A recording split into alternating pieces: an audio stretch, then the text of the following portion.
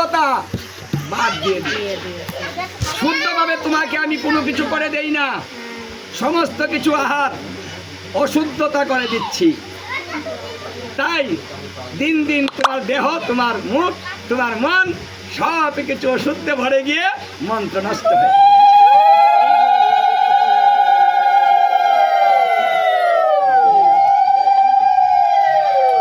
তাহলে তোমার যে পাওয়ারটা তুমি একা করেছ, এই পাওয়ারের মধ্যে আমিও আছি। হরে কৃষ্ণ। স্বামী স্ত্রীর মিললে, খালি দুঘাত দিও না, স্বামী স্ত্রী মিলে একসাথে মিলেমিশে যে কাজ করবেন সেই কাজের মধ্যে শক্তি হবে অনেক বেশি। আর একা একা করেন তার মধ্যে শক্তি হবে কম। কারণ মায়েরা হচ্ছে আমাদের পাওয়ার, রাজ্য শক্তি। এই পাওয়ার ব্যবহার করলে কাজ ভালো হয়। পাওয়ারটা ব্যবহার যারা করে না সেই স্বামী দেখেন উন্নতি করতে পারে না।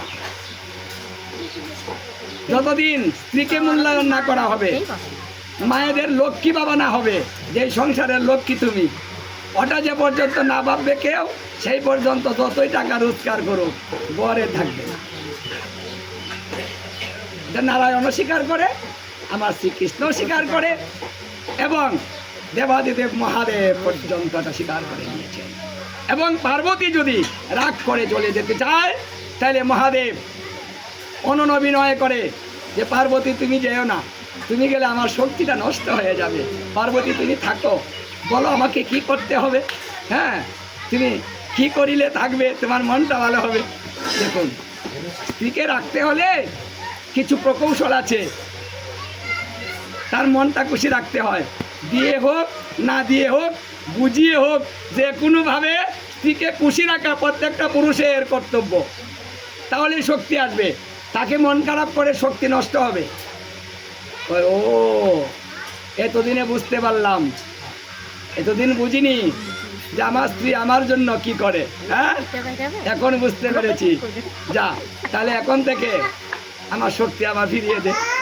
বলছে ঠিক আছে, কাল থেকে তুমি আবার আগের মতো হওয়া শুরু করে দিই, আমি আর এগুলা করব না। তারপর থেকে আবার শুদ্ধচারীভাবে স্বামীকে সেবা যত্ন এখন সব কিছু ঠিকঠাক করেছে। গোবিন্দের পূজা অর্চনা দিয়ে বলছে, হে প্রভু, আমার স্বামীর সব কিছু তুমি ঠিক করে দাও। এতদিন অহংকারী হয়েছিল, বুঝতে পারিনি, হ্যাঁ, তাই অহংকার দেখিয়েছে। কারণ তাকে দুর্বল করিলে আমি নিজেও দুর্বল হয়ে যাব। কি গো, স্বামীর পাওয়ার যদি কমে যায় তাহলে স্ত্রীর পাওয়ার কি বাড়ে? ওটা কি আপনারা বুঝেন? মায়েরা বুঝেন? কে বুঝেন? হাত তুলেন তো। মায়েরা তুলেন, মায়েরা হাত তুলেন। মানে স্বামীর গুরুত্ব কে বুঝেন? তুমি বুঝো? হরে কৃষ্ণ।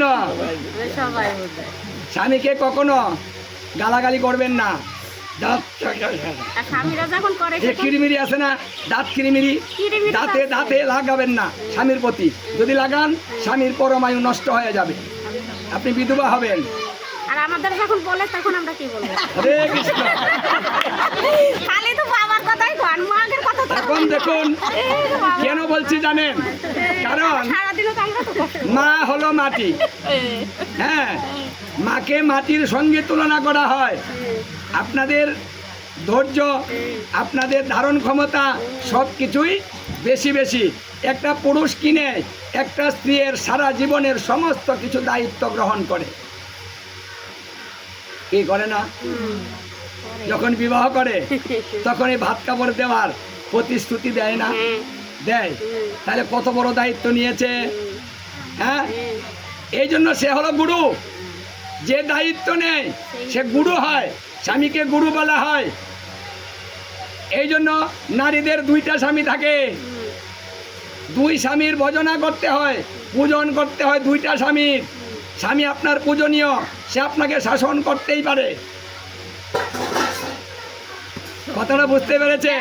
এখন স্বামী যখন শাসন করবে তখন আপনি বলবেন আমারা দেখতে পারে না। বাহ, ওটা কোন ধরনের কথা গো? আচ্ছা মায়েরা, আপনাদের ছেলে মেয়েদের শাসন বাবা বেশি করে না মা বেশি করে? কেডা গুমুর গুমুর দেয়? মা দেয় না বাবা দেয়? মা দেয়। মিথ্যা কথা বলছে, বাবা দেয়। কি গো, মা দেয়? আচ্ছা, তাহলে এই যে মা বেশি বেশি দেয়, তাহলে কি তোমরা কি সন্তানের শত্রু? বাবা ভালো, মা শত্রু, তো মারো কেন? কেন মারো এখন বলো? অন্যায় করিলে মারো, শুধু শুধু মারো না। দেখুন, আচ্ছা স্ত্রী আয়া কি তোমার শুধু শুধুই গুমর গুমর দেয়? কি গো, না এখানেও কিছু হয়? কি গো, এখানে কিছু কথা আছে। শাস্ত্রে বলেছে স্বামী যখন বাহির থেকে আসবে তখন স্ত্রীর ভাবটা কেমন হবে? আগে এই ভাবটা বেশি কোন। হ্যাঁ, স্বামী এসেছে, কিচ্ছু বলবেন না, অনেক কথা অনেক দোষ চাপা দিয়ে রাখুন, সময় মতো বলতে হবে, এখন না। কিন্তু আপনারা কি করবেন? বাড়িতে আইসে ভাড়া দিতে পারে নাই। এই শুন, মানে এমন একটা ভাব ধরেন, কত কষ্ট করে এসেছে, যদি বাড়িতে এসে দেখে স্ত্রীর ভাব এমন, তখন কি হয়? কি গো, তার মাথায় কিছু হয় না? হয় না, তখন বাজে। হরে কৃষ্ণ, গরম গরম কিছু করবেন না। স্বামীকে ইচ্ছা মতো কথা বলতে পারবেন, একটা কথাও বলবে না স্বামী, তালটা নিয়ে নেন আগে। স্বামী বাইরে থেকে এসেছে, সেবা যত্ন করুন, কিছু বাতাস দেন, হাত পাটা ধোয়ানোর জলের ব্যবস্থা করে দেন, হ্যাঁ একটু সেবার ব্যবস্থা করে দেন, বাস ঠান্ডা হয়েছে, বসেছে, তারপরে পাশে বসবেন, তারপরে মনের কথাটা বলুন। শুনছ, দুটা কথা বলি, কি রাগারাগি করে না, মানে বড় বড় কথা বলবেন, কিন্তু সেটা সুন্দরভাবে বলুন। তোমার মা না এই কাজটা করলো, শুনছ? কি, কার কথা বলবেন? মার কথা। যাই হোক, ধীরে ধীরে বলুন, দেখবেন তখন আপনার প্রতি সে পায়ার হবে না, তখন সে আপনি বোঝাবে। আর না হলে বলবে, মা তুমি এটা কি বলেছ, এই কাজটা কেন করলে? একটা এক্সাম্পল, আপনি মায়ের কথাই বলছেন সেটা কিন্তু না, আমি বলছি কথাটা। তখন ইচ্ছা মতো বলবেন, দেখবেন যে স্বামী চুপ করে থাকে, পাওয়ার হবে না স্বামী। হ্যাঁ, তারপরে খারাপ ভালো এটা সবার মধ্যে আছে, থাকতেই পারে, ওটা হচ্ছে আলাদা কথা, কিন্তু এটা হয়েছে আলাদা কথা। হরে কৃষ্ণ, স্বামীরও কর্তব্য আছে। ভাগবতে ৫ম স্কন্ধের ৫ম অধ্যায়ে বলেছে, একটা স্বামী তার স্ত্রীর সমস্ত ভরণ পোষণ, দায় দায়িত্ব, তার সম্মান এবং তার আপদ বিপদ সমস্ত কিছু দেখাশোনা করিতে হইবে, এবং তার সম্মানটাও রক্ষা করতে হবে, তার আবদার রক্ষা করতে হবে। যদি না পারে সে স্বামী হওয়ার যোগ্যও না, স্বামীও না সে। দেখুন, তাহলে বলেছে তা না, মায়েদের একটু দায়িত্বটা বেশি। বেশি কেন বেশি? কারণ মা যে, মায়েদের দায়িত্ব তো বেশিই থাকবে। একটা সন্তান মানুষ করতে দায়িত্ব কার বেশি হয়? মা। গর্ভে ধারণ করে বাবা না মা? মা। তাহলে মা কষ্ট করে কিন্তু বেশি। সন্তান শীতের মধ্যে কাপড় ভিজিয়ে ফেলেছে, মা কি ফেলে দেয়? যা যা যা যা, ফেলে দেয়? দেয় না, বাবার কাছে প্রস্তাবটা করে দেখুক তো, কি বাবা রাখে?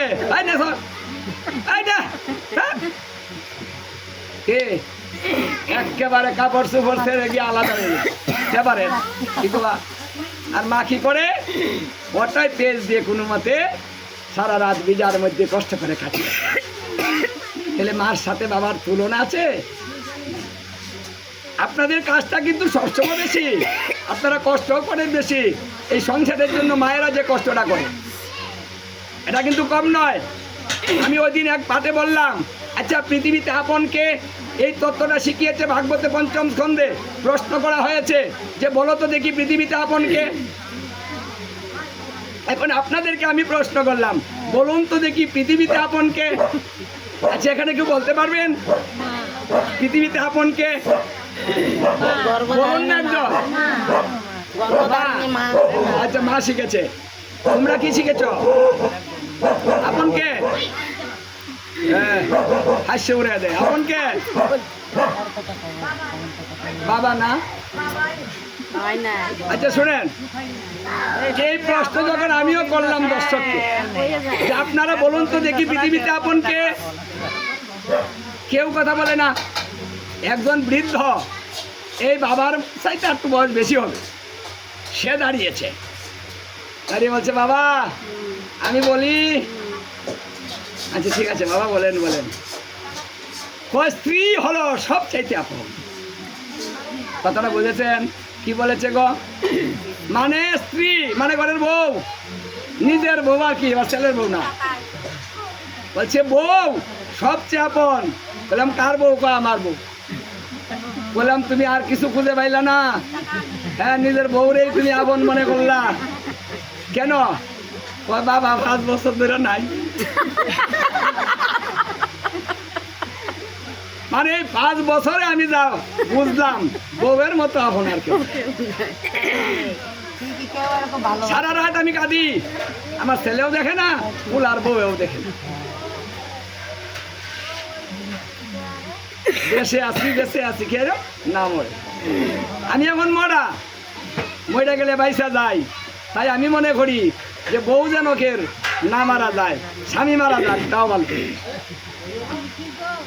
কথাটা বুঝেছেন? স্বামীরাও কিন্তু আপনাদেরকে ভালো বলে, আপনারা শুনেন। ঘরের ভিতরে যা বলে মনে করেন যে আপনাকে দেখতেই পারে না, কিন্তু বাইরে খোঁজ নিয়ে দেখেন আপনার কথা ভালো বলছে। হরে কৃষ্ণ। এই ভালো মন্দ নিয়েই সংসার। এই জন্য শ্রীকৃষ্ণ ভাগবতে 12 স্কন্ধে বলেছে, হে উদ্ধব, যার ধৈর্য হবে বেশি তারই সুখ হবে বেশি, তাই সবাইকে ধৈর্য ধারণ করতে বলো। আমি যখন থাকবে না এই কথাগুলো তুমি সবার কাছে প্রচার করে দিবে। কথাটা বুঝেছেন? ধৈর্য, এই সংসার ধৈর্য। কে আপনাকে কষ্ট দেয় না? যদি মনে করেন যে স্বামী জ্বালায়, যান তো বাবার বাড়ি, দেখেন তো বাবা কেমন করে, মা কেমন করে।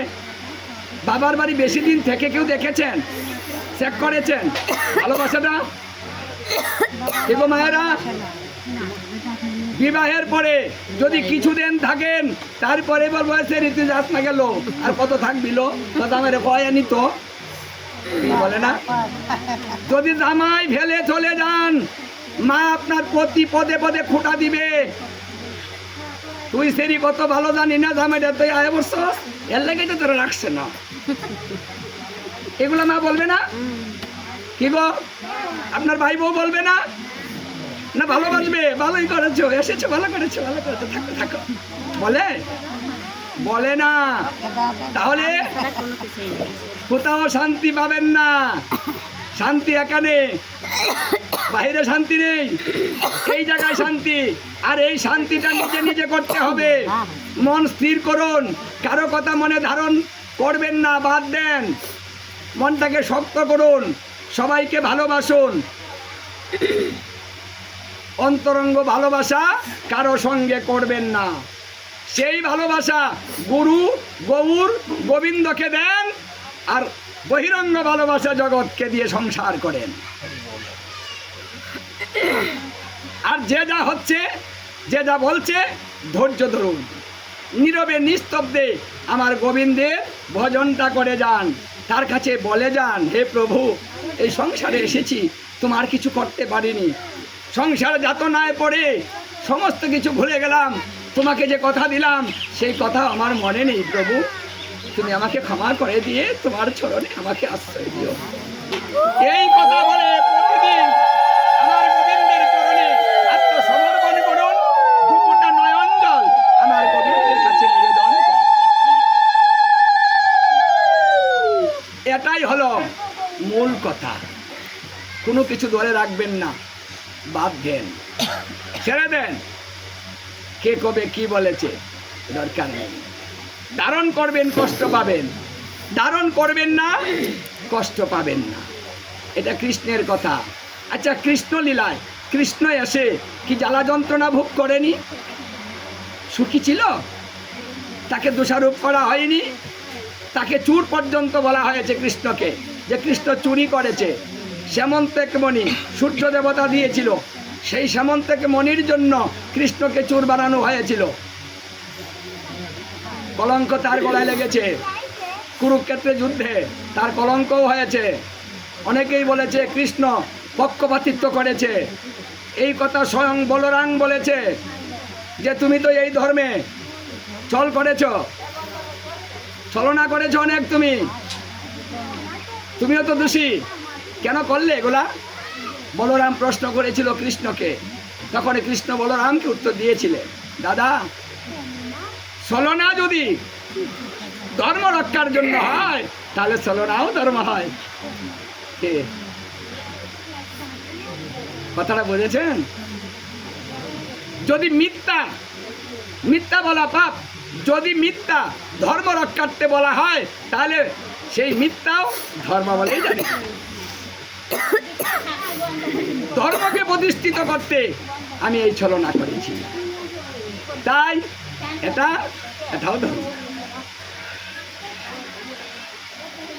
যখন বলরামকে কৃষ্ণ বুঝিয়েছে তখন বলরাম তত্ত্বটা বুঝে বলেছে, হে কৃষ্ণ, তোমার মহিমা কেউ বুঝতে পারে না।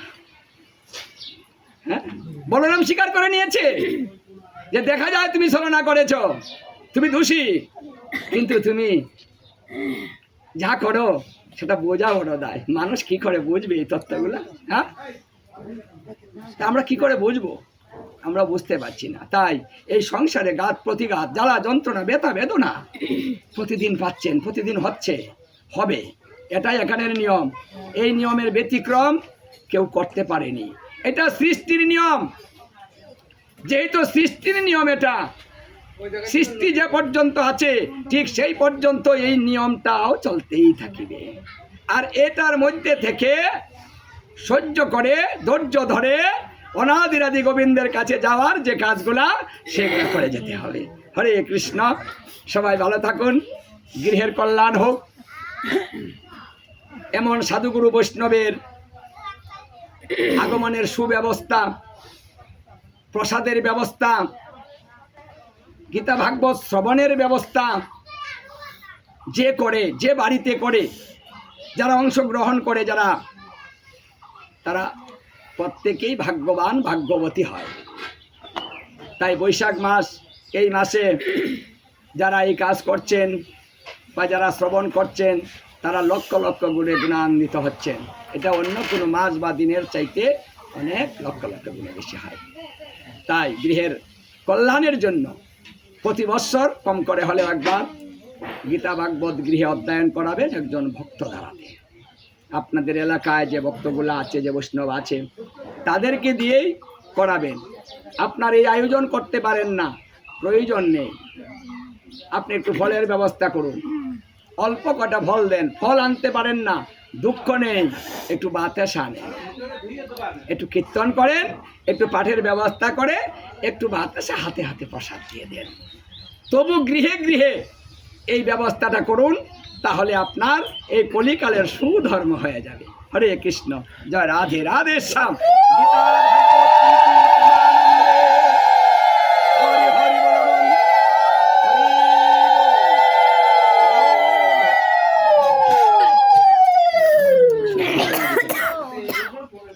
বাবা, আমরা যে একটা ভুল করেছি, একটা বলবো, হ্যাঁ, সেটা হলো আমার কিন্তু সুন্দর দৃষ্টিতে দেখবে।